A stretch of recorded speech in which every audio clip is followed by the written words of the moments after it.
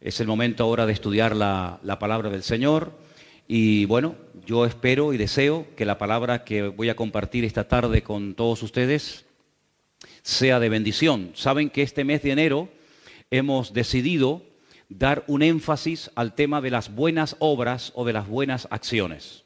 El mes de febrero será el mes de la familia. Hablaremos mucho acerca del tema de la familia, que a veces se pueden dar casos muy significativos. Que uno de los dos sea convertido y el otro no, que uno quiera venir a la iglesia y el otro no, que un hijo sea convertido y los padres no, o que los padres sean convertidos y los hijos no. ¿Cuál es la función de una mujer casada con un inconverso o viceversa, de un creyente casado con una inconversa? Todo eso lo estaremos hablando Dios mediante el mes que viene y creo que va a ser un tiempo muy interesante porque creo que una enseñanza bíblica sobre el tema de la familia va a venir muy bien. Pero este mes no es el mes de la familia, este mes es el mes de las buenas obras, porque como dice el texto de Efesios 2:10, que es el versículo que estamos utilizando como base de estos estudios, hemos sido creados en Cristo Jesús para buenas obras. Léalo conmigo, por favor. Hemos sido creados en Cristo Jesús para buenas obras. Amén. Muy bien. Los niños pueden pasar, si quieren, a las clases de la escuela dominical con sus maestras. Los demás nos quedamos aquí. Y voy a leer en esta tarde dos versículos que aparentemente, repito, aparentemente, no tienen nada que ver con el tema de las buenas obras, pero vais a ver cómo sí. Son dos versículos del Antiguo Testamento. Uno se encuentra en el libro de Proverbios y otro en el libro de Deuteronomio. Presten atención un momentito, los vamos a poner los dos juntos para que los puedan ver ahí en la pantalla y si quieren pueden leerlos. Proverbios 22:6 es un versículo muy conocido, estoy convencido que muchos de ustedes se lo saben de memoria, y dice así: instruye al niño en su camino y aun cuando fuere viejo no se apartará de él. Sencillo de entender, ¿sí o no? Instruye, enseña, orienta, guía al niño en su camino y aun cuando fuera viejo no se apartará de él. El otro texto es Deuteronomio 25 y dice así: y los oficiales hablarán al pueblo diciendo, ¿quién ha edificado casa nueva y no la ha estrenado? ¿Quién no la ha inaugurado todavía?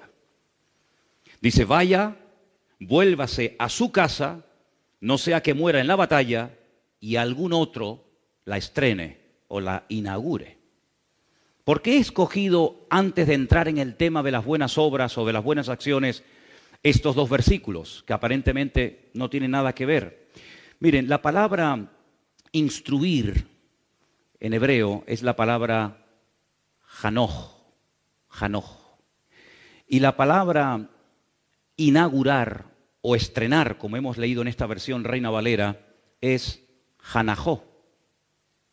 Es decir, que la raíz de la palabra instruir y la raíz de la palabra inaugurar o estrenar es exactamente la misma. Claro, uno se queda sorprendido porque uno dice, bueno, ¿y qué tiene que ver instruir con inaugurar o estrenar algo? En español como que no pega, ¿no? Como que son dos cosas totalmente opuestas. Pero la Biblia dice que hemos nacido de nuevo. ¿Sí o no? Hemos nacido de nuevo. Es más, es un requisito fundamental para, dice la Biblia, entrar en el reino de los cielos. Dice, el que no nace de nuevo, otra versión dice, el que no nace otra vez, no puede entrar en el reino de los cielos. Luego, nosotros, todos los que estamos aquí reunidos y los que nos están viendo, todos hemos tenido un nacimiento físico. Todos hemos nacido de una mujer. Unos en un lugar, otros en otro lugar, otros en una edad, otros en otra edad. Pero todos tenemos en común que hemos nacido igual, de una mujer. Nadie ha venido a este mundo de una forma diferente. Pero ese nacimiento no es suficiente para poder disfrutar de la bendición de Dios en nuestra vida. Ese es un nacimiento que nos introduce en el planeta Tierra, en la realidad natural, en la cual estamos viviendo hoy en día. Pero el Señor pide otro requisito a ese nacimiento, que es nacer, pero del Espíritu, espiritualmente hablando. Claro, la primera vez que encontramos esta enseñanza en el Nuevo Testamento, el Señor se la está dando a un personaje llamado Nicodemo, que dice que era un rabino muy famoso y muy conocido y reconocido entre los judíos. Y él se queda sorprendido, casi diríamos con la boca abierta, porque dice, ¿cómo? Nacer de nuevo. Es un concepto revolucionario. Es decir, tú dices que si no vuelvo otra vez a meterme en el vientre de mi madre, ¿no puedo entrar en el reino de los cielos? No entendía nada. Y el Señor Jesucristo le dice, ¿y tú eres maestro de Israel y no entiendes esto? Como diciendo, pero si esto lo tienes que tener ya más que sabido. El que no nace de nuevo no puede entrar, ni disfrutar, ni ver el reino de los cielos. Entonces, cuando nacemos de nuevo, que es cuando le entregamos nuestra vida al Señor Jesucristo, eso es la conversión, ¿verdad? Es pasar de muerte a vida. Nuestro cuerpo sigue teniendo exactamente la misma edad que tenía antes de aceptar al Señor. Si usted se convirtió con 30 años, tú te conviertes, le entregas tu vida al Señor y sigues teniendo 30 años. Si tenías canas, las seguirás teniendo o más. Si eras alto o bajo, hombre o mujer, sigues siendo naturalmente, físicamente el mismo, por fuera igual. Pero se produce algo en tu interior que la Biblia lo llama el nuevo nacimiento. Porque la Biblia dice que el ser humano está compuesto por espíritu, alma y cuerpo. Hombre, explicar lo que es el cuerpo me parece a mí que es perder el tiempo, porque vamos, es evidente lo que es el cuerpo, y para lo que sirve, y para lo que no sirve.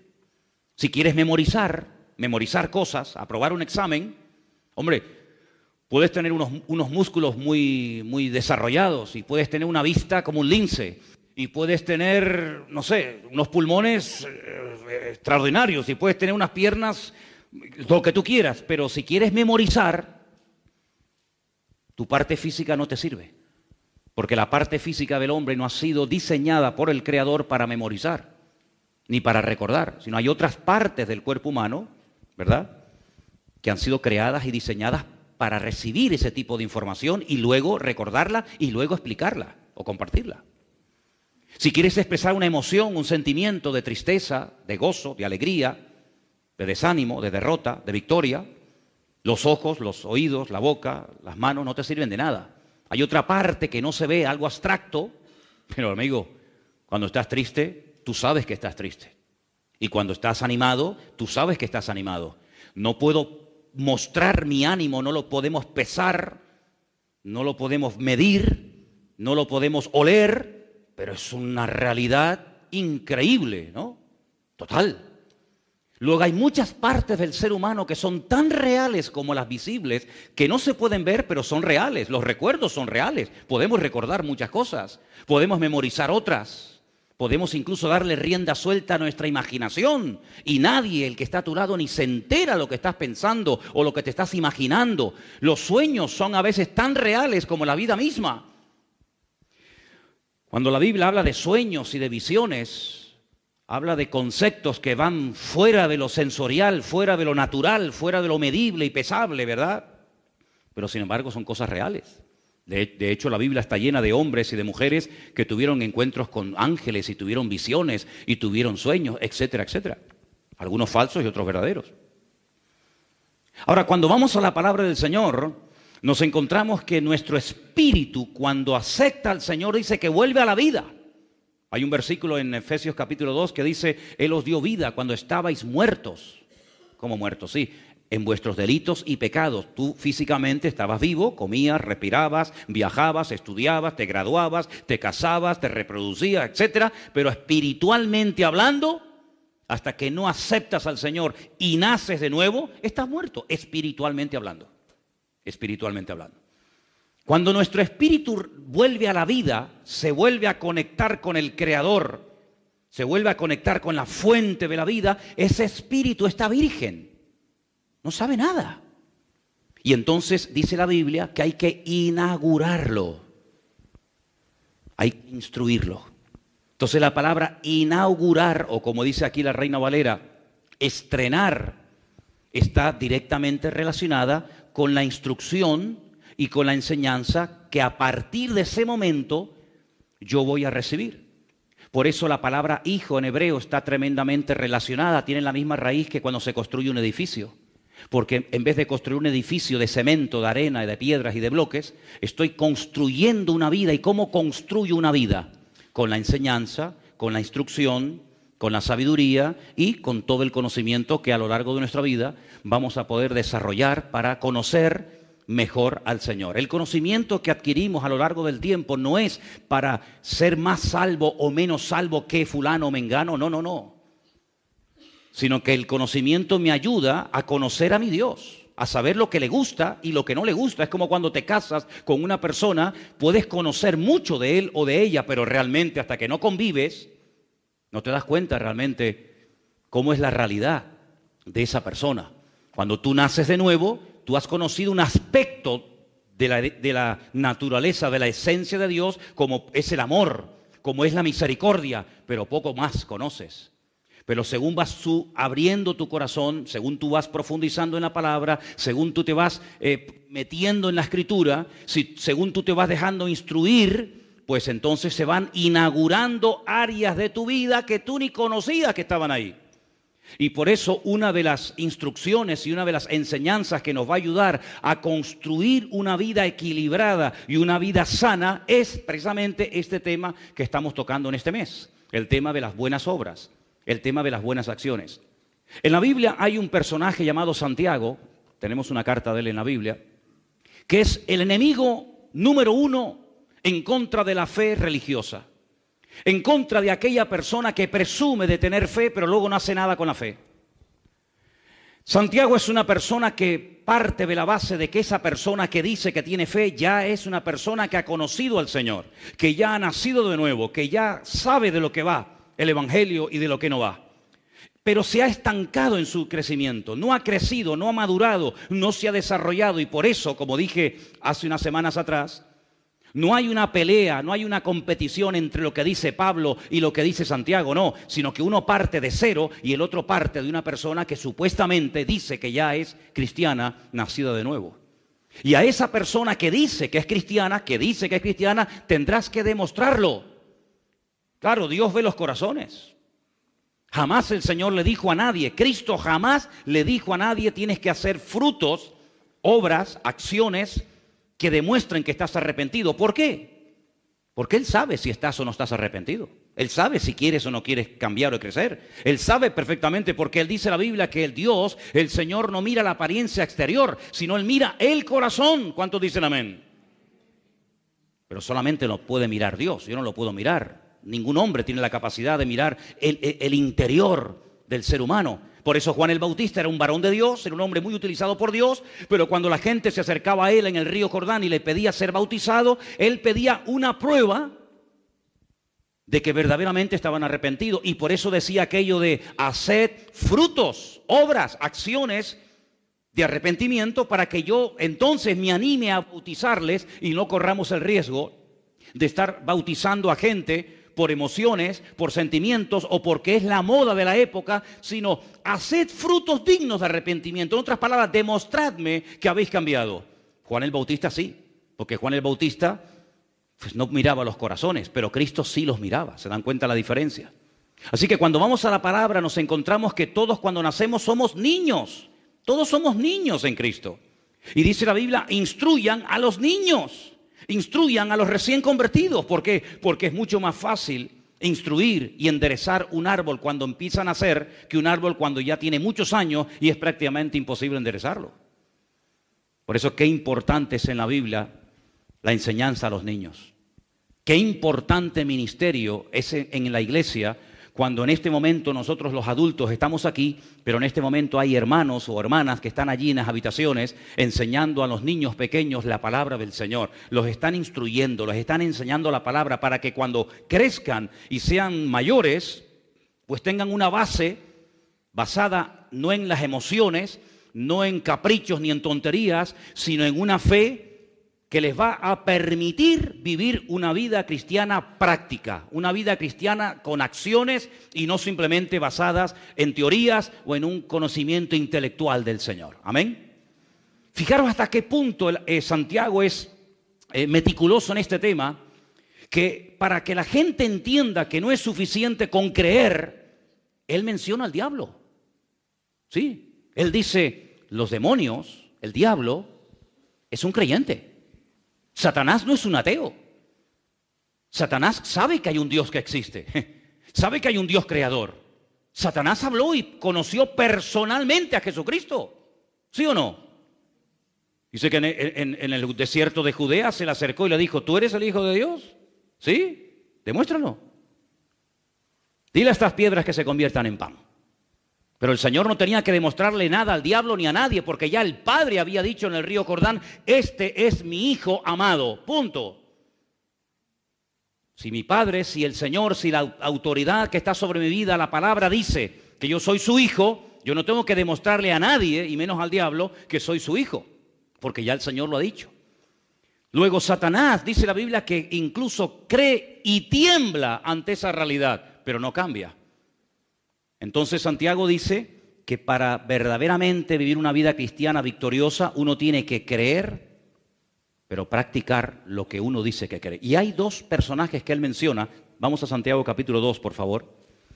Santiago capítulo 2, del versículo 21 en adelante, vais a ver que él menciona a dos personajes, un hombre y una mujer del Antiguo Testamento, para ponerlos como ejemplo de este tema tan interesante de fe y obras y fe. Versículo 21 dice, ¿no fue justificado por las obras Abraham nuestro padre cuando ofreció a Isaac su hijo sobre el altar?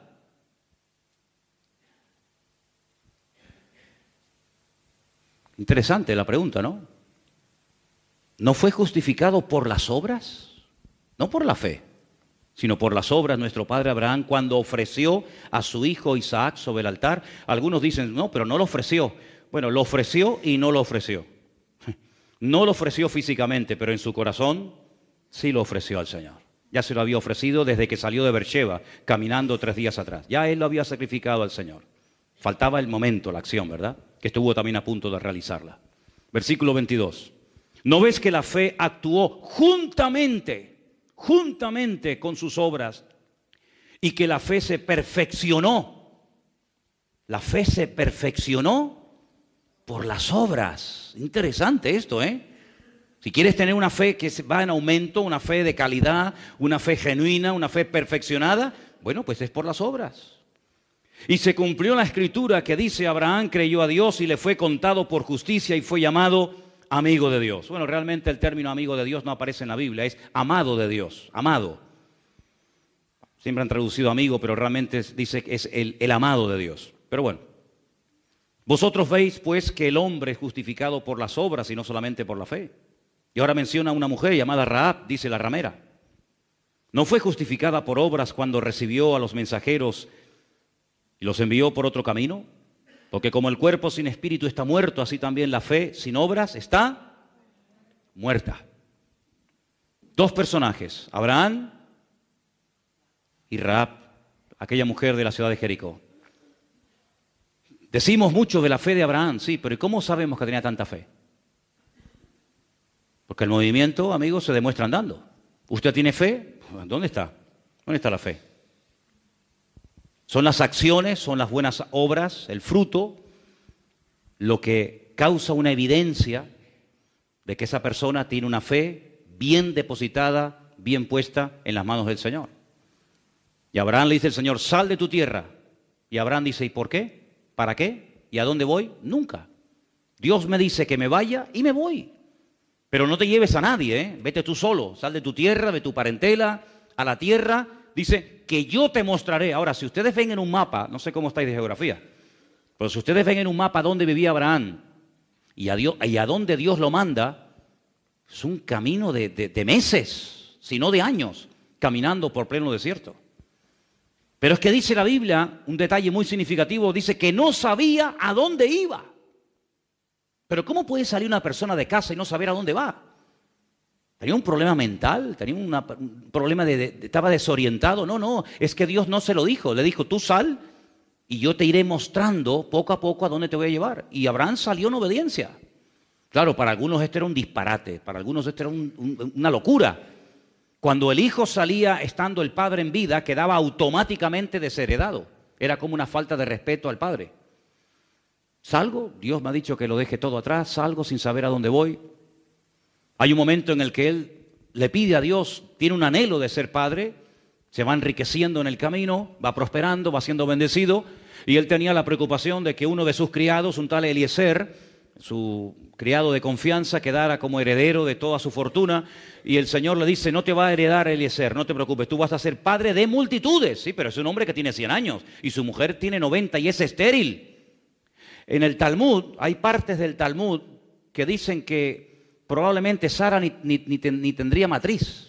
Es decir, más difícil todavía. Pero dice la Biblia que él le creyó a Dios. Dios me ha dicho que vamos a ser padres y lo vamos a hacer. ¿Por qué? Porque Dios lo ha dicho. Increíble. Y tiene un hijo con una criada, todos conocéis la historia, con Agar, la egipcia. Pero el Señor le dice, no es eso lo que yo te dije, eso es lo que tú has hecho a tu manera. Tú tienes que tener un hijo con tu legítima esposa, así que coges a este niño, a Ismael, y coges a su madre Agar, y le dices que se vayan por su camino, los bendices, le das muchas cosas, pero tienes que ajustarte al plan mío y no al plan tuyo. No hay plan B en Dios, no hay plan B, hay plan de Dios y punto. El hombre dice, bueno, si no es esta puerta es esta, y si no la otra. Dios tiene un plan, punto, se acabó. Te sometes a él o estás fuera de su objetivo, fuera de su voluntad. Y cuando él tiene un hijo con su legítima esposa, con Sara, él se goza y él se alegra y le llama a su hijo Isaac, que significa él reirá. El nombre Isaac está en futuro, todo nombre hebreo que aparece, la letra Yod al principio está en futuro. Isaac, él reirá. Y los dos también se rieron, tanto el padre como la madre, porque aquello era algo increíble, ¿verdad? Y cuando ya el muchacho es grande y va a ser su legítimo heredero, Dios le dice, prepárate que tengo otra orden para darte. Le dice, ahora lo coges, te lo llevas al monte Moriah y allí sobre un altar lo sacrificas. Claro, él podía haber entrado en discusión con el Señor, él podía haber dicho, pero ¿cómo ahora ayer me lo diste y ahora me lo quitas? ¿Cómo es esto? Él sabía perfectamente que el mundo, el trasfondo religioso del cual él salió, era un mundo religioso en el que se sacrificaban víctimas humanas a las deidades de la época. Se quemaban a los hijos vivos. Se quemaban y se entregaban como si fueran animales a los hijos sobre altares a los dioses de la época, Milcón, Baal, Astarot, Quemos, etc. Dios nunca había pedido un sacrificio humano, pero si Dios me lo pide, yo no voy a cuestionar a Dios, por algo Dios me lo está pidiendo, porque Dios tiene todo bajo su control. ¿Cuántos dicen amén? Dios no se equivoca, dice la Biblia que Él no es injusto. Todo está perfectamente controlado por el Señor. Ni una hoja de un árbol se cae sin permiso del Señor. Y allí se va Abraham caminando 3 días desde Beersheba hasta el monte Moriah. Y allí lo pone sobre un altar. Y el hijo le dice, padre, vas con el cuchillo, vas con el fuego, vas con la leña, veo que vas preparado, porque el hijo sabía cómo se presentaba un sacrificio al Señor. Pero ¿y el cordero dónde está la víctima? Y él le dice aquella frase tremenda, ¿no? El Señor proveerá. El Señor proveerá, siempre el Señor proveerá. ¿Cuántos dicen amén? El Señor proveerá siempre. Y vemos que el Señor probó a Abraham y Abraham pasó el examen con 10 o con 100, como en algunos países por ahí también se dice, ¿no? Por lo tanto, lo que Abraham hacía era la evidencia de que era un hombre de fe. ¿Se imaginan ustedes que Dios le diga, sal de Ur de los Caldeos? Y dice, no, pero es un hombre que tiene mucha fe, pero no le sirve de nada, es un desobediente. ¿Te imaginas que el Señor le haya dicho, vas a ser padre? Y él dice, no lo creo. Pero bueno, es decir, no hay una contradicción entre las palabras y las acciones de Abraham. Es como una moneda, hermano. No hay una moneda con una sola cara. Las monedas tienen 2 caras. Y la fe y las obras no se pueden separar. Es imposible decir yo tengo fe y estar toda la vida cruzado de brazos sin hacer nada. Usted no tiene fe ni tiene nada. Usted lo que tiene es una religión encima. Porque la verdadera fe te lleva a la acción. Y cuando tú estás en acción es porque tienes una verdadera fe. ¿Cuántos dicen amén? Si no hay una pelea entre una cosa y otra, no hacemos obras para salvarnos. Ya eso lo hemos dicho 1.000.000 de veces.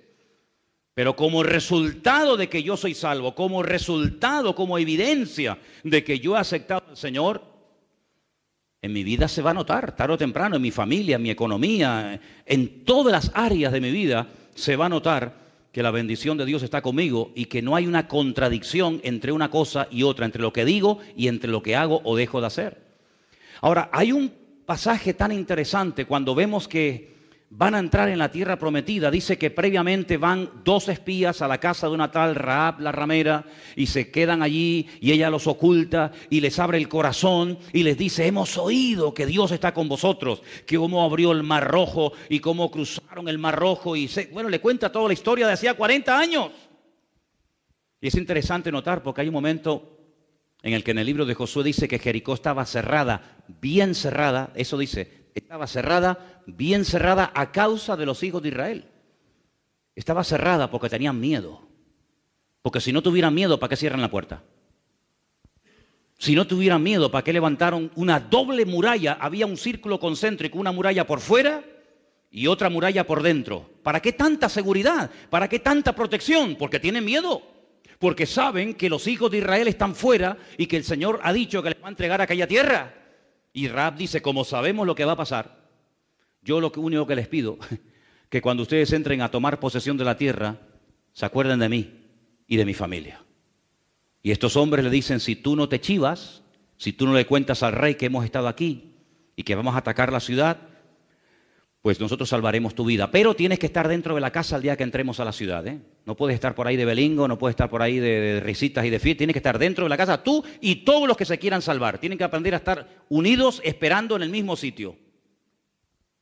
Y para que sepamos dónde vives, toma este trapo de cordón rojo, lo atas ahí en la ventana, y yo ya diré a mis soldados que cuando entren a tomar posesión de la tierra, toda la gente que esté dentro de esa casa donde está atada ese trapo de color rojo, que les perdonen la vida. Y así fue. Dice la Biblia que ella vivía, dice la Biblia, vean esos detalles, entre muro y muro.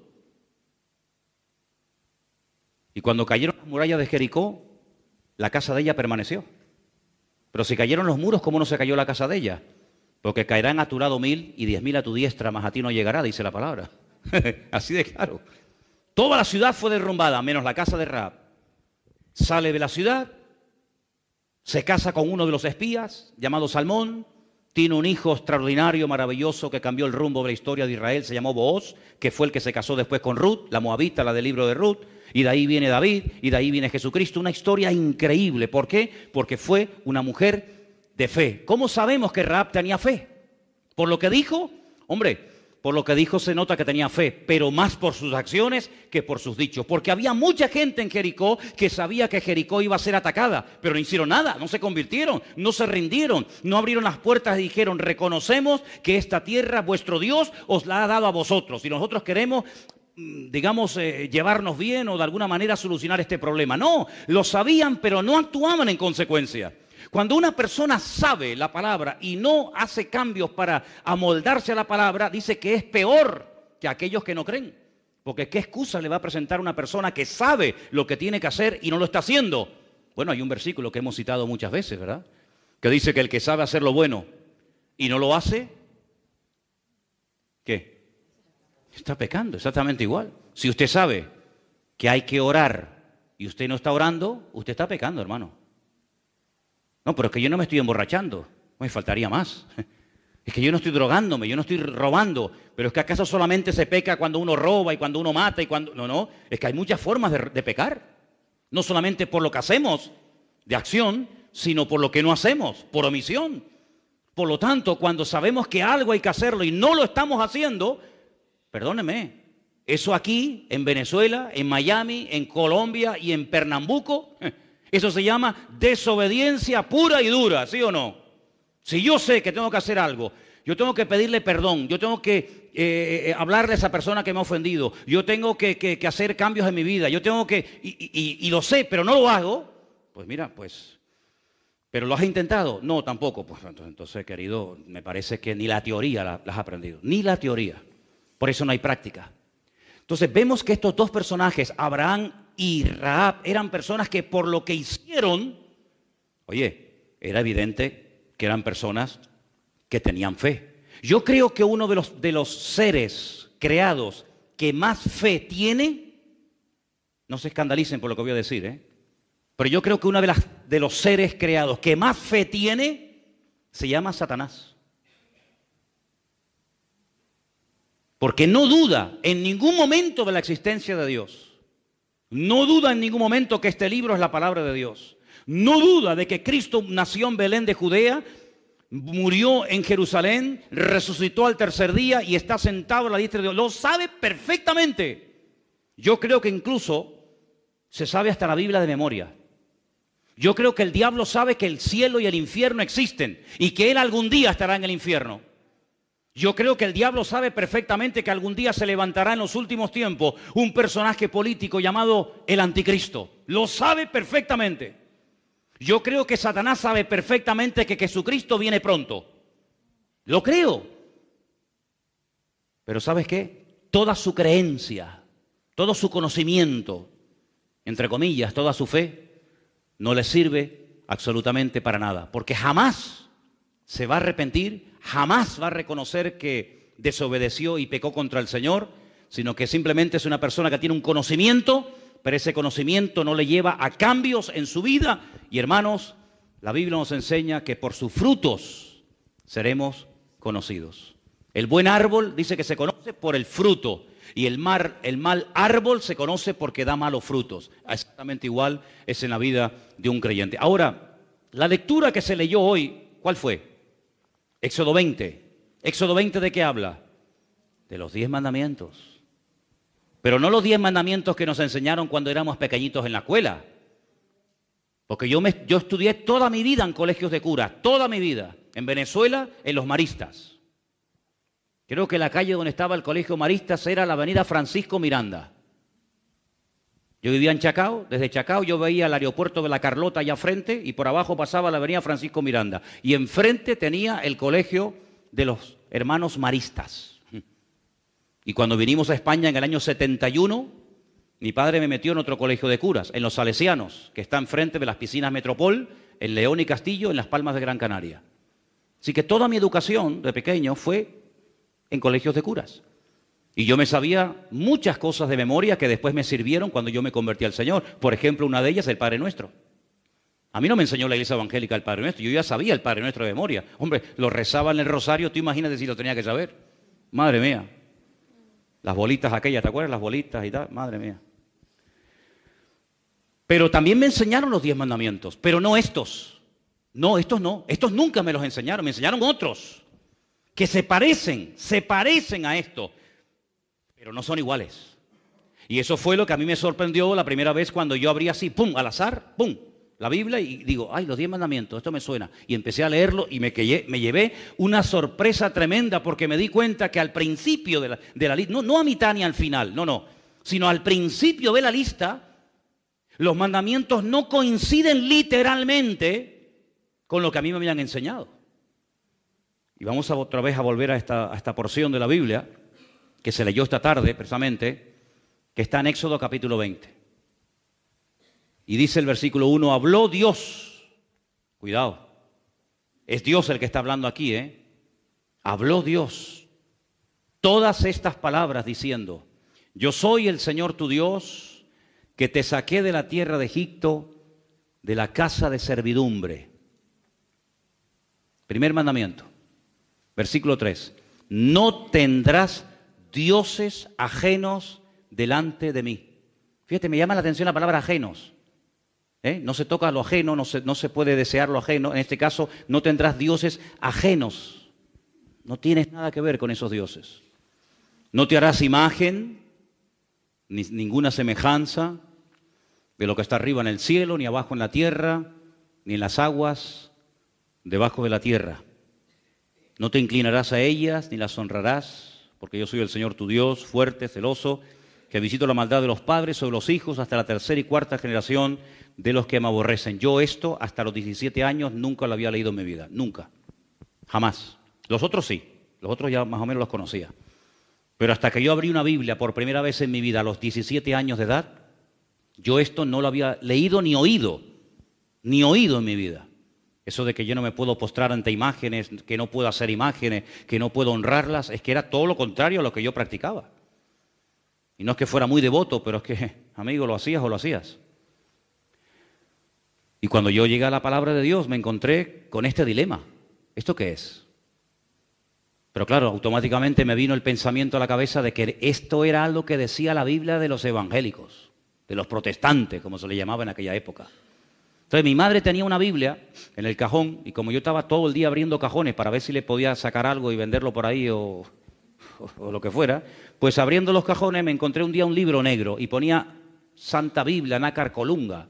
Y entonces busqué más o menos la misma página o capítulo y comencé a comparar. Y la única diferencia que noté entre la Biblia que yo llamaba católica y la Biblia que me habían regalado en una iglesia evangélica es que en esta pone la palabra Jehová y en esta ponía Yahvé. Digo, bueno, yo me llamo José Manuel, si usted me quiere llamar José, me puede llamar José o me puede llamar Manuel. Entonces aquí le llamarán Yahvé, aquí le llamarán Jehová, pero es el mismo, ¿no? Después, sinceramente no noté ninguna otra diferencia. Entonces cogí la Biblia que me habían regalado y me fui a hablar con don Gilberto. Don Gilberto era uno de los hombres más buenos que yo he conocido en mi vida. Era un cura. Jugábamos al fútbol, éramos amigos. Hombre, me daba cada colleje, cada capón cuando me portaba mal, que ni te imaginas. Yo porque tengo todavía algo de pelos, pero si fuera calvo tendría la cabeza como la luna, así toda llena de agujeros, ¿no? De los capones que me dieron. Y le dije, don Gilberto, el domingo estuve en una iglesia evangélica, yo hice así por si acaso me daba, y me regalaron esta Biblia y he leído los 10 mandamientos y veo que no coincide uno con otro. Y ahora estoy en un dilema, ¿qué hago? Y me dijo, bueno, mirando así para los lados, por si acaso, dice, si en algún momento de tu vida te encuentras en una encrucijada que no sabes a quién obedecer, si a Dios o a los hombres, quédate siempre con la palabra de Dios. Le dije, muchas gracias. La cerré hasta ahora que tengo 55 años, amigo. Hasta ahora. Descubrí a los 17 años de mi vida los verdaderos 10 mandamientos. Y resulta que son 10. Y podemos dividirlos en 5 y 5, ¿vale? Los primeros 5 mandamientos son mandamientos que tienen que ver con la fe, con nuestra creencia. Somos monoteístas, no somos politeístas, adoramos a un solo Dios y a Él solo adoramos y servimos. Por lo tanto, tener otros dioses sería una contradicción garrafal. Si eres monoteísta, no puedes adorar a nada ni a nadie que no sea tu Dios. Así que los primeros 5 mandamientos nos hablan acerca de nuestra creencia, de nuestra fe. Sí, también hay un mandamiento que tiene que ver con el vocabulario, ¿no? Pero empiezan mandamientos que tienen que ver con la fe, entre los 5, uno con el vocabulario y finalmente el último, el quinto, con la acción. Y los otros 5, del 6 al 10, es al revés. Hablan primeramente de la acción, después pasa por el vocabulario y finalmente termina por algo de fe. Es decir, esos 10 mandamientos me hablan de que yo tengo una relación y tengo una responsabilidad con mi Dios. Y los primeros 5 mandamientos me conectan con mi fuente, con mi creador, con mi Señor. Pero cuidado, cuidado. Yo no estoy viviendo en el cielo en este momento, yo estoy viviendo aquí en la tierra. Y los otros 5 mandamientos me conectan con la realidad en la cual vivimos hoy en día, con la dimensión en la cual vivimos, que es una dimensión material, de espacio y de tiempo. Así de claro. Y los otros 5 mandamientos no hablan de mi relación con Dios, sino hablan de mi relación con los semejantes. Y por eso si un vecino o un hermano en Cristo tiene más que yo no puedo tener envidia ni codiciar lo que él tiene, sino tengo que gozarme en lo que Dios le ha dado a él.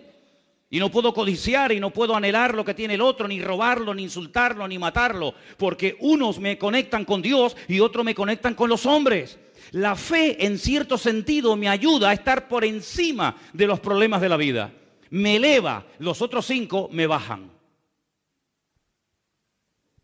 Y uno dice, pero esto es como una especie... No es ninguna contradicción, es la realidad de la vida. Pero si yo no cumplo los primeros 5 mandamientos, ¿cómo voy a poder cumplir luego con las acciones prácticas? Es imposible.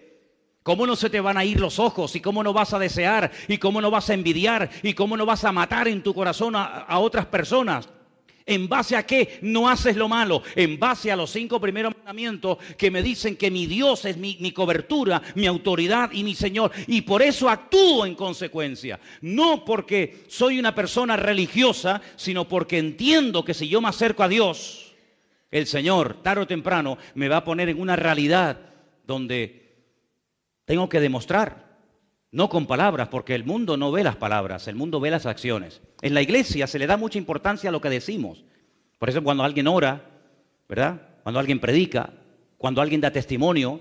Generalmente todo lo que se suele hacer en la iglesia tiene que ver con las palabras, generalmente. Si yo tomo un testimonio de un hermano o de una hermana ahora que quiere subir aquí a compartir un testimonio, son palabras. Sí, muy bien. La lectura que hemos tenido son palabras. Lo que hemos cantado son palabras con música. Lo que estoy haciendo ahora, bueno, estoy predicando, son palabras. Pero de la puerta para afuera, el mundo está harto de palabras. En el mundo el tema de las palabras ya no funciona. Ya la gente no le cree a nadie. Ya la gente no le cree a los políticos. Ya la gente ha perdido la fe en las palabras, porque han sido tantas veces engañados que ya la gente perdió la fe en las palabras. Ahora, allá afuera, podríamos decir que allá afuera, los otros 5 mandamientos del 6 al 10 me vienen de perla porque es la vida práctica. Y de la puerta para adentro es la vida, entre comillas, teórica, donde aquí todos somos buenos, pero donde hay que demostrar que somos buenos y creyentes, no aquí adentro, sino es allá afuera. ¿Cuántos dicen amén? ¿Es así? Así de claro. Y por eso en los 10 mandamientos encontramos estas dos caras de la moneda y encontramos cómo el Señor me permite acercarme a Él, pero acercarme a Él ¿para qué? ¿Para que me vaya bien en la vida? Bueno, sí, pero no solamente para que me vaya bien en la vida, sino para poder vivir en victoria bajo la presión en la que nos encontramos diariamente, unos más y otros menos, pero es la realidad en la cual vivimos nosotros hoy en día. La petición que les pedí el otro día referente al local, ¿os acordáis? ¿Sí o no? Eso es estar bajo presión. Eso es una presión sobre uno tremenda. Pero hoy tengo una noticia buenísima que compartirles.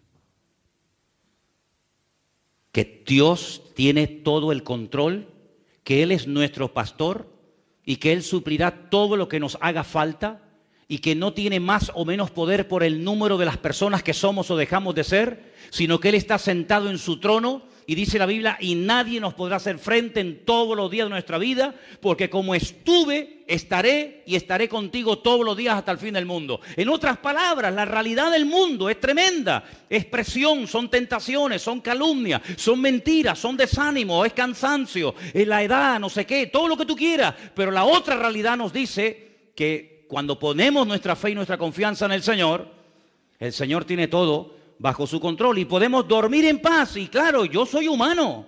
¿O no sabían que yo soy humano? Bueno, después les dejo que me toque un poquito, sin pasarse. Soy humano y a veces me entran miedos. Sí, sí. Bueno, leía estos días, estoy leyendo las cartas o los libros de Crónica y dice que Josafat tuvo miedo. Yo digo, Señor, si Josafat tuvo miedo, ¿cómo no voy a tener miedo yo? Y David tuvo miedo y David dijo, me voy a vivir con los filisteos porque este hombre es tan malo que un día me va a terminar matando. Si David tuvo miedo, si el Señor estuvo triste hasta la muerte y pidió oración, ¿cómo no voy a estar yo en un momento determinado triste o preocupado o decir, Dios mío, ¿qué va a pasar? Y esto y lo otro. Pero gloria al Señor, que el Señor, aquel que dijo orar por mí y que estuvo triste, se metió en el huerto de Getsemaní, oró y cuando vinieron a buscarlo no salió corriendo como las ratas, sino dijo, yo soy. Porque el Señor está fortalecido en la comunión con el Padre, igual nos ocurre, exactamente igual a cada uno de nosotros. Pero el tener temor, el tener miedo, pero hombre, pero vamos a ver, pero si es que es lógico. Y además, en cierto sentido, el Señor en estas circunstancias y en otras, nos hace sentir nuestras debilidades, pero dice la Biblia, diga al débil, fuerte soy en el Señor. Así que yo creo, aunque tal vez no lo veamos claro y no lo entendamos ahora, que estamos a punto de ver el milagro más grande en nuestros 15 años de historia como iglesia. De verdad lo creo. De todas maneras, aquí en la esquina hay una plaza maravillosa que para hacer cultos al aire libre está de perlas, ¿eh? Ya fui a medirla, ya medí cuántas sillas caben. Pero quiero decir con esto, hermano, que todo está bajo el control del Señor. Y que no tenemos que tener miedo. Y me lo estoy predicando a mí mismo porque he tenido miedo. ¿Qué quieres que te diga? He tenido miedo. Pero el Señor le dice, no temas, yo estoy contigo, yo te ayudo y yo te sustentaré siempre. Gloria a Dios, ¿verdad? Y bueno, es así. Ahora, lo que me llama mucho la atención de estos mandamientos, ¿cuántos aquí han leído alguna vez el libro de la historia de Robinson Crusoe? Yo creo que ha sido, después de la Biblia, el libro que más he leído en toda mi vida. Es una novela que se escribió en el año 1719. Como a mí me gusta tanto esto de la supervivencia, la aventura y subirme a árboles y cortar así el cuello de animales, y me gusta todo esto, pues el libro de Robinson Crusoe, que era así un tocho así de gordo, pero yo además lo tenía en cómics, lo tenía en dibujitos. Yo era un enamorado de Robinson Crusoe. ¿Cómo se llamaba el esclavo? Viernes, sí señor. 28 años estuvo Robinson Crusoe, el barco naufragó, él llegó a la orilla, llegó a una isla de caníbales y el hombre estuvo allí 28 años. Y era un libro que a mí me volvía loco y lo terminaba de leer y volvía otra vez porque, y cómo cazaba y cómo tal. Pero ¿saben qué, hermanos? Eso es una novela. La vida cristiana no es como la de Robinson Crusoe. La vida cristiana, el Señor tarde o temprano nos va a poner en contacto con la realidad. Y para que vean lo que les estoy hablando, lo real que es, ¿han leído alguna vez el pasaje del Señor en el monte de la transfiguración? ¿Sí o no? Yo solamente estuve una vez en ese monte. He ido muchas veces a Israel, ustedes lo saben, pero solamente una vez me dijeron, ¿te gustaría subir al monte Nebo? Digo, ¿y eso qué es? Dice, hombre, el monte Nebo es el monte de la transfiguración. Digo, qué bueno, vamos. Entonces cruzas todo el valle de Meguido. No sé, no les prometo nada, pero si podemos, subiremos ahora en febrero. No les prometo nada, pero vamos a ver si podemos ir. Y en ese monte, dice la Biblia que subió con 3 discípulos. ¿Quiénes eran? Los de siempre, ¿no? Los más cercanos. Los más cercanos son los que mejor comían, los que más veían del Señor, lógico. Sí, el otro está allí en la... Pedro, Jacobo y Juan. ¿A quién vieron? Vieron a Elías. Vieron a Elías. Tú sabes que hasta el día de hoy, muchos rabinos judíos oran para que se les presente el profeta Elías. ¿Qué te parece, amigo? Tú sabes que la experiencia más grande que se puede tener dentro del judaísmo, o una de las experiencias más grandes que se puede tener dentro del judaísmo, es que el profeta Elías se te presente y te dé lecciones de Torá. Y una cosa de loco, ¿no? Pues ellos lo vieron, y no lo vieron allí, vieron a Elías. Muchacho, Elías. ¿Y saben a quién vieron? A Moisés. ¿Sabes que cuando un judío menciona el nombre Moshe, dice Moshe Rabenu? Moisés nuestro maestro. Cuando dicen Abraham, dice Abraham Avinu, nuestro padre. Cuando dice Moisés, dice Moshe Rabenu, nuestro maestro. Es una figura tremenda. El Señor lo tuvo hasta que enterrar, porque dice para que no terminaran adorándolo los judíos, imagínate. Pues lo vieron a los dos, a Elías y a Moisés. Y vieron al Señor de una forma, se transfiguró. Es como cuando un gusano se hace la metamorfosis y se convierte en mariposa. Vieron al Señor de una forma diferente. Dijeron, Señor, esto es la gloria. Es como si ya hubiéramos llegado a la gloria. Y Pedro le dijo al Señor, Señor, vamos a hacer unas casitas. Es que Pedro es mucho, ¿eh? Pedro es mucho, ¿eh? Llegamos al cielo y vamos a hacer una casita. Entonces, ¿para qué llegamos al cielo? Vamos a hacer unas casitas. No, pero fíjate lo que dice. Dice, una para ti, otra... Se olvidó de los hermanos y todo. ¿A mí qué me da? Y el Señor dice, no, fuera. Cuando bajan de la montaña con aquella experiencia que Pedro, cuando es anciano, la comenta en una de sus epístolas, dice, nosotros le vimos en el monte y oímos la voz santa y tal.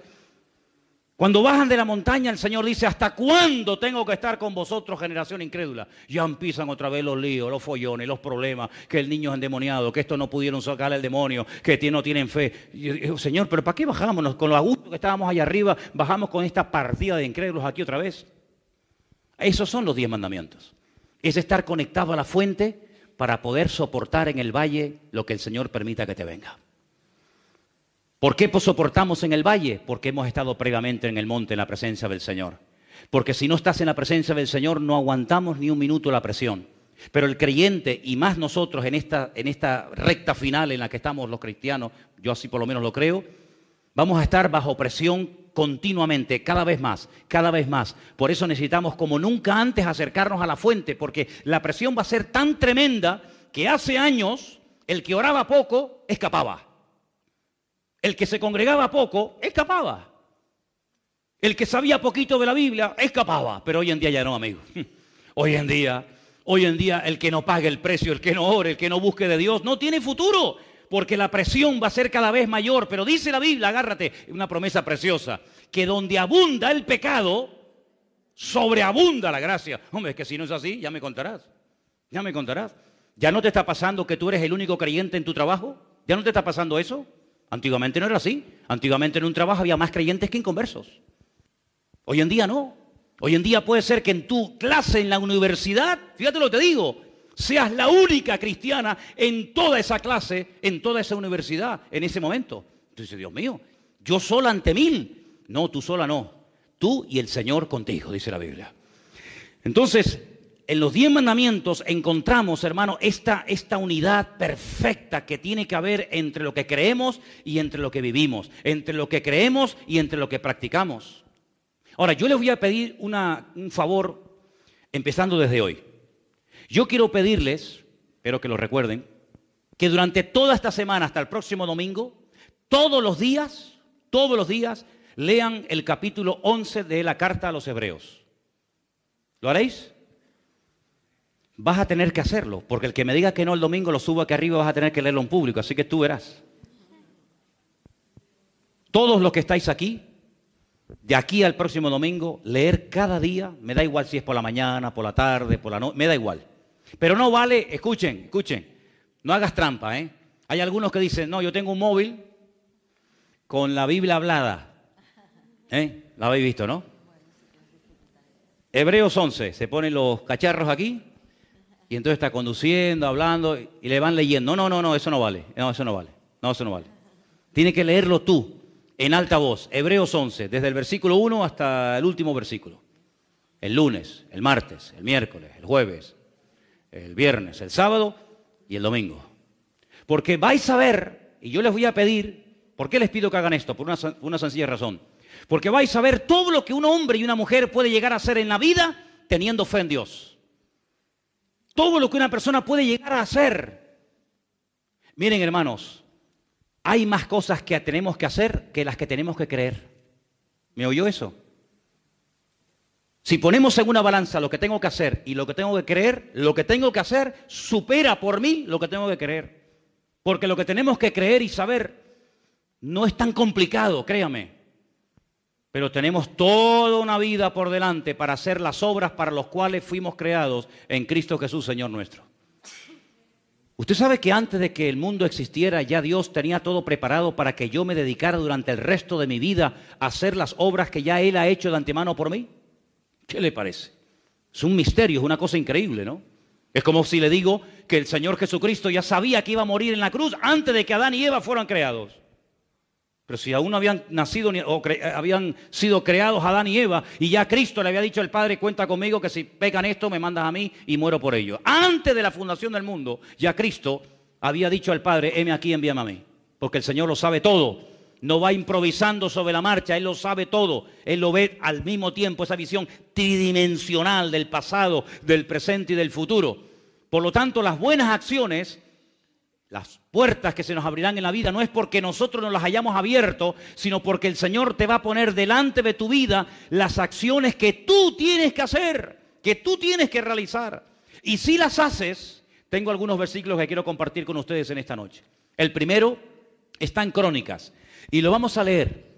Está en Segunda de Crónicas, capítulo 15, versículo 7. Por favor, preste atención. Es un versículo precioso, ya Anderson lo leyó el día jueves aquí, pero yo quiero volver a leerlo porque sé que algunos de ustedes no estaban y es un versículo que deberíamos de hacer lo posible por aprenderlo de memoria. Repito, Segunda de Crónicas 15:7, por favor. Pero esforzaos vosotros y no desfallezcan vuestras manos, pues hay recompensa para vuestra obra. 15:7. 15:7. Léelo otra vez, por favor. Pero esforzaos vosotros y no desfallezcan vuestras manos, pues hay recompensa para vuestra obra. ¿Hay recompensa para qué? ¿Para lo que creo? No. ¿Cuál es la recompensa de creer en Dios? Si yo creo en Dios y me convierto al Señor, ¿cuál es la recompensa de haber creído en Dios? ¿Cuál es? La salvación. Cree en el Señor Jesucristo y serás salvo. Ya está, ya ni más. ¿Sí o no? Creemos, nos salvamos. Hoy estarás conmigo en el paraíso, porque lo que has dicho es una evidencia de que tú crees en mí. Fíjate lo que le dice el ladrón en la cruz al Señor, ¿eh? El ladrón lo crucificaron a la misma hora que a Cristo, a las 7 de la mañana. Era el sacrificio de la mañana. Y el sacrificio de la tarde, la minjá, se hacía a las 3 de la tarde. Y entraba el día de reposo. Había que bajarlos de la cruz, porque eran tan religiosos, ¿eh? No les importaba crucificar a una persona, lo que les importaba era cumplir con el día de reposo. Increíble. Déjate de reposo, que estamos crucificando al Señor, pero tú estás más preocupado en que lleven el día de reposo que en el Señor Jesús que está colgado. Pero hay que cumplir con la religiosidad. Sabían que los tres iban a morir. El de la derecha, de la izquierda y el Señor. Los tres iban a morir. Pero hay un momento que uno le dice, Señor, Señor, cuidado. La palabra Señor en hebreo es muy sagrada, Nosotros tenemos Señor con mayúscula y Señor con minúscula.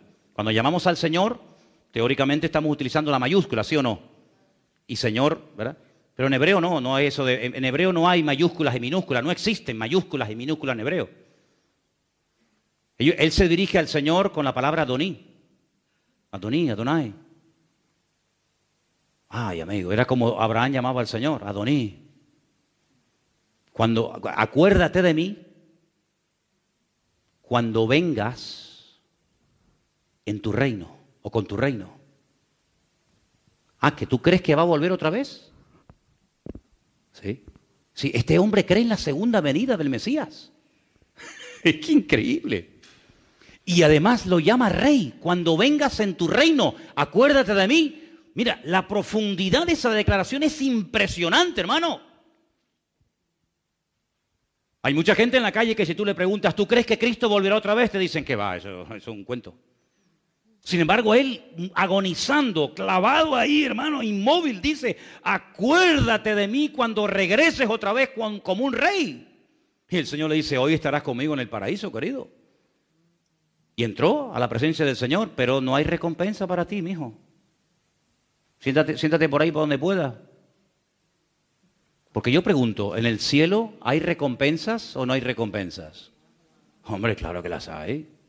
Claro que las hay. Y vamos a leerlo, porque yo siempre, saben que una de las cosas que aquí decimos es que todo lo que decimos tenemos que demostrarlo con la Biblia, si no esto es un disparate y una locura. Vamos a demostrar con la Biblia que hay recompensas según lo que hayamos hecho. Por ejemplo, vamos a leer algunos versículos, todos van a estar en Apocalipsis, para que si quieren buscarlo vayan ahí. Apocalipsis 2:23, por favor. Y a sus hijos heriré de muerte, y todas las iglesias sabrán que yo soy el que escudriña la mente y el corazón, y os daré a cada uno según vuestras obras. Os daré a cada uno, esto es algo individual, no es algo colectivo, a cada uno yo le voy a dar según sus obras. Primer versículo, ¿no? Pero hay más claros, hay algunos versículos que están más claros todavía. El 20, versículo 11 y 12, escuche. Y vi un gran trono blanco y al que estaba sentado en él, de delante del cual huyeron la tierra y el cielo, y ningún lugar se encontró para ellos. Y vi a los muertos, grandes y pequeños, de pie ante Dios, y los libros fueron abiertos, y otro libro fue abierto, el cual es el libro de la vida. Y fueron juzgados los muertos por las cosas que estaban escritas en los libros según sus obras. Va a haber un juicio según sus obras. La salvación no es por obras. No, la salvación es por fe. Por gracia sois salvos por medio de la fe. Y esto no de vosotros, pues es don de Dios. Efesios 2:10. La salvación usted no tiene que hacer nada porque ya Él lo hizo. Alguna gente dice, no, la salvación es gratis. Sí, bueno, porque tú lo digas. No, la salvación no es gratis, perdone. No. Pasa que alguien la pagó por ti. Es como si yo te digo, toma, te regalo un coche. Ay, mira, el coche no vale nada. No, ¿cómo que no? El coche lo pagué yo. Yo lo pagué y te lo regalo. La salvación para ti es gratis, pero a Él, que fue el que la obtuvo y el que la compró, ¿cuánto le costó a Cristo obtener la salvación? La vida, la sangre de Cristo hizo que la salvación para ti y para mí, gracias al Señor, sea gratis, pero porque alguien la pagó, cuidado. Pero las recompensas es según lo que haya hecho cada uno. Y me parece lógico, hermanos. No puede tener la misma recompensa un hermano, con todo mi respeto, que ha estado en la iglesia toda la vida cruzado de brazos, que no ha hecho nada, que un mártir que ha estado torturado hasta la muerte, quemándolo y pinchándolo y torturándolo, y que ha dado su vida por la causa del Evangelio. Sería una injusticia, créanme. Creo que sería una auténtica injusticia que una persona que no ha querido hacer nada, sino que simplemente se ha acomodado y conformado con su salvación y nada más, merezca o obtenga la misma recompensa que una persona que ha dado su vida, toda la vida sirviendo y honrando al Señor. La pregunta mía es, ¿cuántos tronos habrá en el cielo? ¿Usted tendrá un trono en el cielo? ¿Usted tendrá un trono en el cielo? Yo no. No sé si alguno de ustedes. En el cielo habrá 12 tronos para los 12 apóstoles del Cordero y dice que habrá para los 12 ancianos, total 24. Así que cuando lleguemos al cielo, Pedro tendrá su trono y Pablo tendrá su trono y Tomás tendrá su trono y el otro tendrá su trono. Pero ¿y entonces yo dónde me siento?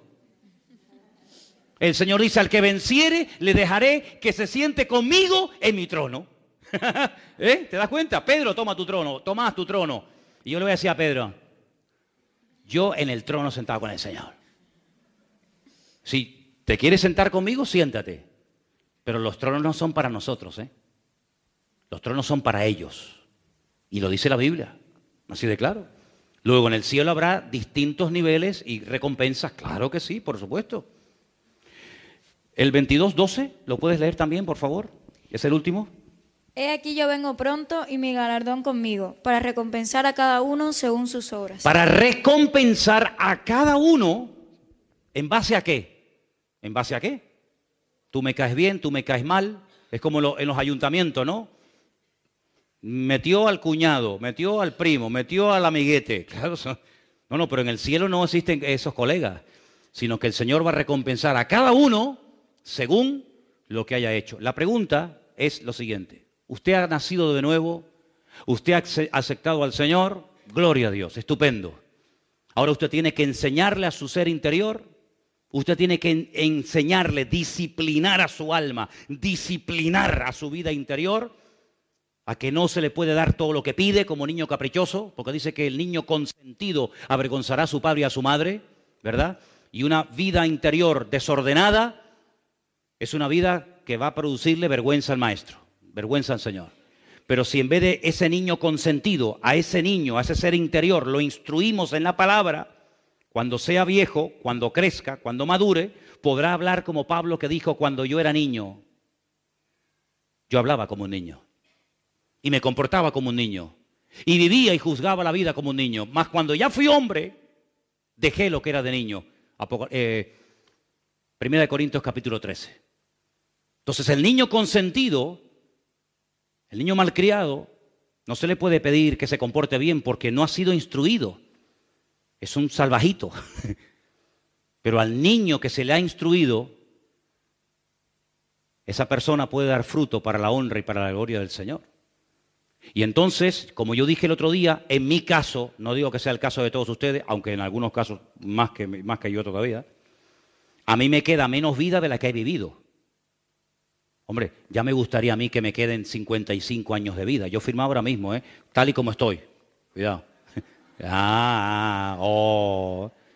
Hombre, llegar a los 100 años tal y como estoy, ¿quién no quiere firmar ahora, amigo? ¿Vale? Por lo tanto, por una regla de 3, a mí me tiene que quedar menos vida de la que ya he vivido. ¿Vale? Porque la Biblia incluso dice hasta en cuánta edad se ha comprometido el Señor a darle a una persona. Y si pasa de esa edad ya es por misericordia. Eso lo dice la Biblia. Por lo tanto, si nos queda a muchos de nosotros menos de lo que hemos vivido, eso quiere decir de que nos queda menos tiempo para terminar de hacer la obra de los años que ya hemos vivido. Por lo tanto, hermano, hay que ponerse las pilas. Porque a lo mejor nos quedan un par de cortados a algunos de nosotros. Y yo quiero que el Señor me encuentre activo en su obra cuando Él venga a buscarme. Porque para mí es la mejor vida estar activo en las cosas del Señor. Ya no quedan Biblias, ¿no? ¿Quedan algunas? Hay que repartirlas hoy. Hay que repartirlas hoy, Margarita, porque nos queda poco tiempo. ¿Folletos quedan? No. Hay que comprar folletos, rápido. Chicos, hay que comprar folletos, rápido. Nos queda poco tiempo.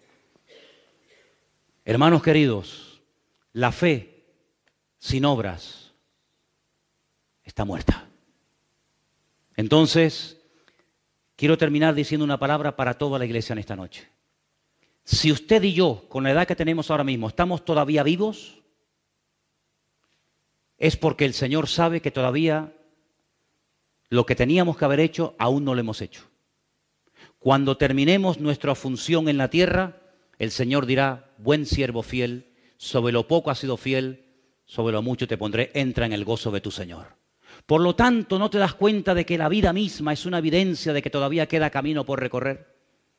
¿Te das cuenta cómo esa enfermedad no acabó contigo, ni aquel accidente tampoco, ni aquella operación tampoco? ¿Por qué? Porque todavía el Señor sabe que hay cosas que a mí me corresponde hacer, por las cuales Él me creó y me diseñó, y por las cuales Él todavía me da misericordia y me da tiempo. Pero hermanos, como decía el autor de la carta a los Hebreos, vamos a arrepentirnos de obras muertas. ¿Qué son obras muertas? Cosas que hemos comprado, cosas que hemos hecho, cosas que anhelamos, que no sirven para nada. Y si no sirven para nada, ¿para qué las haces? Por lo tanto, queridos hermanos, ¿qué les parece si en esta noche le pedimos al Señor que nos ayude a poner nuestra fe en práctica? Y vais a ver el próximo domingo, con la ayuda del Señor, porque vais a leer Hebreos 11 todos los días, ¿verdad? ¿Sí o no? Vais a leer Hebreos 11 todos los días, ¿verdad? ¿Sí? Ok. Pues vais a ver la cantidad de cosas que un hombre y una mujer pueden hacer cuando ponen la fe en práctica. Es increíble. Y el capítulo termina, les doy ahí un datito ahí como dato, dice, y si tuviera que hablar de lo que hizo David, de lo que hizo Barak, de lo que hizo Jefté, dice, bueno, el capítulo 11 de Hebreos sería un capítulo interminable, sería un capítulo enorme, porque hay muchas cosas que tú y yo podemos y debemos de hacer con la fe que el Señor nos ha dado. Cierra tus ojos y oramos al Señor en esta noche. Ahí donde estás. Aleluya. Cierra tus ojos y dile, Señor, Señor, Señor. Hay tanto camino por recorrer. Aquel le dijo una vez al Señor,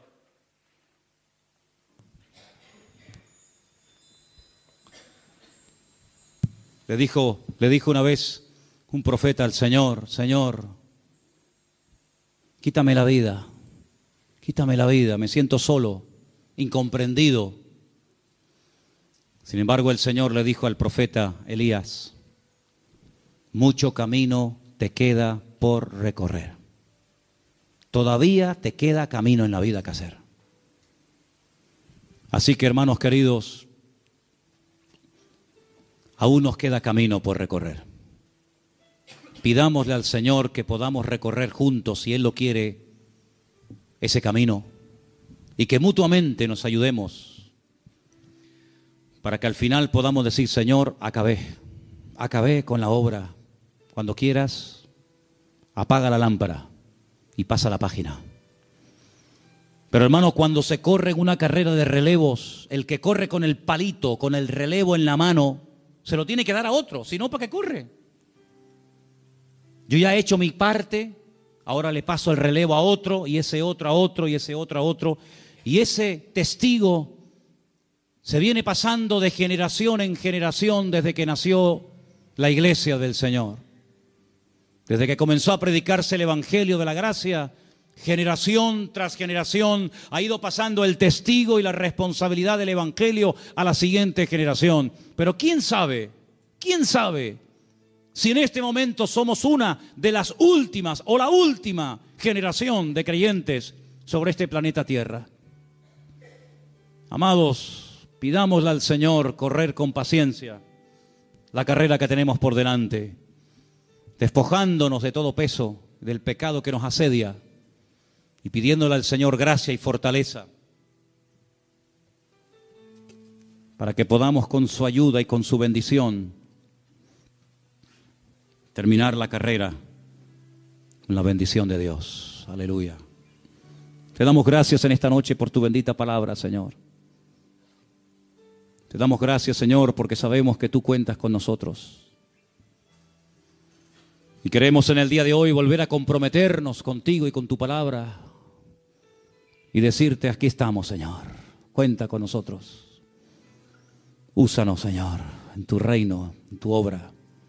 Levanta obreros, Señor, porque la mies es mucha, mas los obreros son pocos. Aleluya. Gracias, Señor. Bendito sea tu nombre, Dios. Aleluya. Recibe toda la gloria en esta noche, mi Dios. Nos postramos delante de tu altar y te pedimos fuerzas, sabiduría para seguir adelante y poner en práctica tu palabra, Señor. Ponnos en práctica, Señor. Digno eres.